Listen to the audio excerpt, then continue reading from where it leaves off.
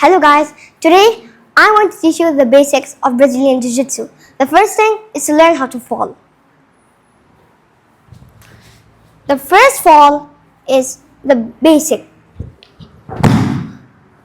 wherein basically you sit on your invisible chair like this, then you roll back, and as you're rolling back, you fall. The second one is the forward type. Same thing, but it's just forward, like this. It's basically the opposite. The third one is the roll, like this. You roll, and when you're done rolling, smack the ground, just to release all the pressure. Then, this is the last one. It's called Yoko Okemi, like this.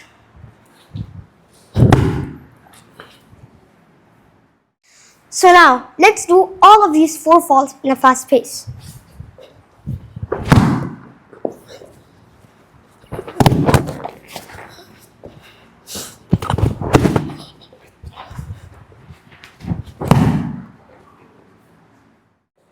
Now, I'm going to share with you some of the basic grounded positions with my father.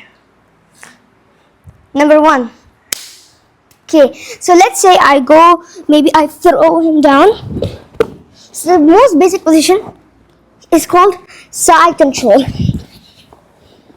Side control is one hand under the head and one hand under the arm. So side control is like this.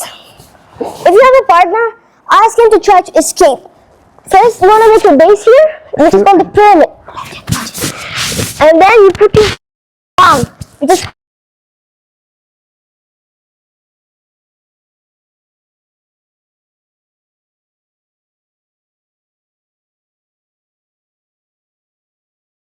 if it's heavy. Yeah. My dad's like 3 times heavier than me. Yeah. Now I'll teach you the second move. A move originated from judo, which is called the kesa gatame.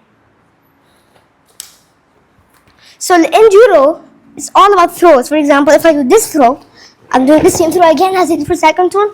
I want to, in every judo competition, this is the move that you need to be in. One hand under the arm, which is called an underhook, and you just basically hug this arm so that the elbow is here. You're blocking the elbow. It's called a chicken wing. Yeah, it's chicken wing. It's funny. Okay, so now try to escape. Yeah, so no, move sideways. Like try to grab my leg.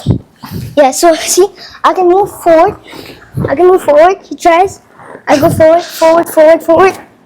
I just move my legs forward. Yeah, and he can't escape. He can't escape. Yeah. So he tries. I can stay here as much as I want. So you want to stay here. Yeah. Good. Pause. Now I'll teach you the third move. Knee on the belly. So we say, okay, let's say I go with the leg, throw him, I get on top. Okay, 1, 2, 3. 2 points for the takedown, 3 points for guard pass. So when you do knee on belly, imagine like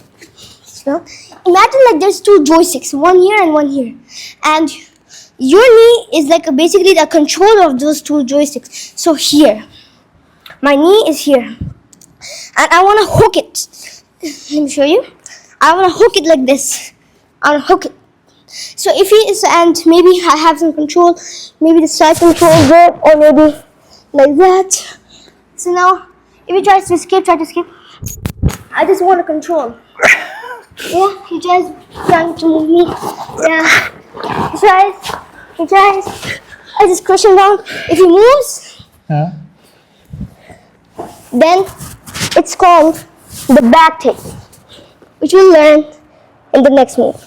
Now, let me teach you the 4th move, back control. Back control is similar to side control, except that you're just controlling the back.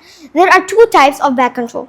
One, I get inside, and I go here, and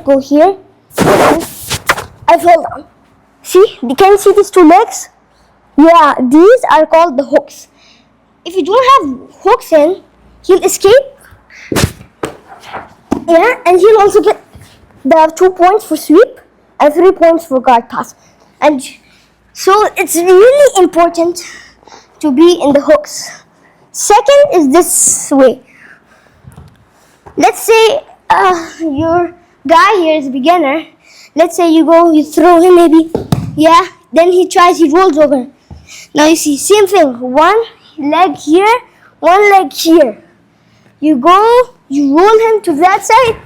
1, 2, 3, 4 points. If you're going in competition, never cross your legs like this, because there's a leg lock from here and it's a really painful, like that. Yeah, just lock it. Yeah, so never do like this, right? Always keep your legs hooked. Now let's move on to the judo throws with my father. So the most basic judo throw of all is called the Osoto-gari. So you have 2 grips. Either you can use a grip from here or grips from here. Since I'm smaller, I like to use this grip. If you're the same size as your opponent, you will use the grip from here. So let's say I just use the grip from here, right? Then see, now I align this leg with that leg, like this. Then I put my right leg here, go, and never let go of the arm. Because if I let go, he'll just recover back to guard. Right? So you never want to do that. Next is the Harai-goshi, my personal favorite throw. So let's say you're fighting. Now let's say he grabs for the leg. I want to go here. It's called the wizard grip. Wizard grip. Come back a little bit. Come back a little bit. So this is right. Okay. This is called the wizard grip. Then I want to go. Let's say it goes. Okay. Now I want to go here. Maybe change my grip. 1, 2, 3, 2 points. So if you want to see it again, go for the single leg, get the wizard grip. 1, 2, 3, and end up in the gatame. Third is the O-goshi. It's a hip throw and it requires a lot of hip movement. So let's say this is called the underhook, right? Remember, under the arm. So here, right? You want to step your right leg into that leg here. Then you want to go. See how I bring my hip like that, and then I go here. I lift him up. So my hand is basically helping me lift him up.